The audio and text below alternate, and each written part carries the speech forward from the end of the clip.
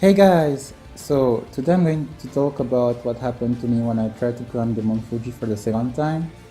I apologize in advance because at the time I didn't think I would do a video like that. So I only had the Instagram stories that I made and some videos from my previous trip. But I still hope that you will enjoy it. So without further ado, let's start! So this time I was accompanied by Karen,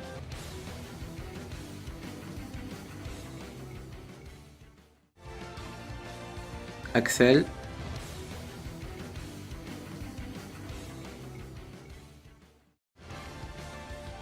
and Tim.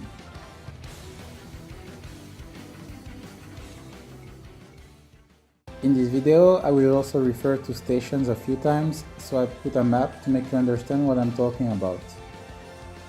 It's usually common to climb Mount Fuji during the night to see the sunrise and climb down during the day.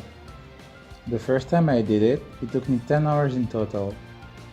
There are also shelters spread across the trail to allow people to rest in between the stations. They're not free though. So we are at the second checkpoint. I have no idea at what altitude we are at now, but we're still here.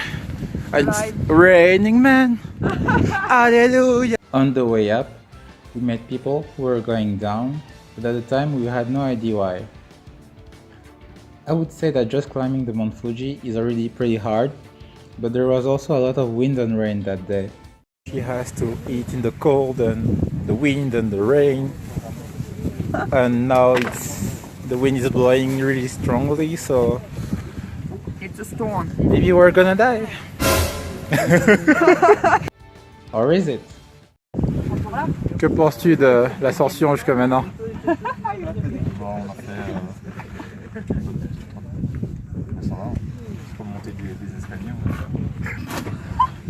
Ouais, tranquille, tranquille. Ouais, But then, we met some Japanese people who weren't so nice with us. 57 So we got inside here, but the owner wasn't really nice, and he literally kicked us out, even when she ordered her food. As Karen said before, there was a storm that day, so we tried to survive however we could. After a while, we tried to brave the storm and started climbing again, but there were some guides who stopped us and told us that if we kept climbing, we will die because of the weather, so we came back to the toilet. What happened next was and still is shocking to me until today. A lot of people were there to protect themselves from the storm, but there were also clients from a shelter nearby who came now and then to use the toilets. By the way, we seen someone who was sleeping in the toilet, like on the toilet seat. So that's how bad it is outside, and maybe we're gonna die. The access was a bit difficult, but it was still okay. Then, I think that some clients complained to the staff working in the shelter because an old lady came and said, "Dete kudasai! Dete kudasai!" which means she wanted to kick us out. At this point, if that happened, we could only try to get down in the dark, and since there are a lot of slippery rocks, it would have been a really dangerous thing to do. So, because everybody was also soaked by the rain, nobody moved. Then after a while, another guy came to say the same, and only one woman left. I have no idea what happened to her. Do you have any last wishes?